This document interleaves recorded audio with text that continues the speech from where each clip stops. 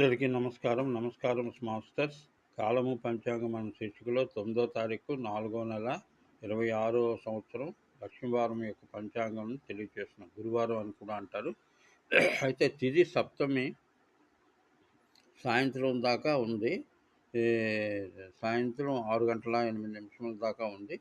మూలా నక్షత్రం ఉదయం 6:08. మూలా నక్షత్రం అంటే రాక్షస నక్షత్రం, రాక్షస గణం. తదుపరి జ్యేష్ఠ నక్షత్రం కూడా మూలా తర్వాత పూర్వాషాఢ. అదే కానీ దీని ముందంతా జ్యేష్ఠ వర్తిస్తుంది కాబట్టి జ్యేష్ఠ మీదే వెళ్ళాలి. దినసంఖ్య 5 అంటే ట్రాన్స్ఫరెన్స్ ఆఫ్ ఎనర్జీ.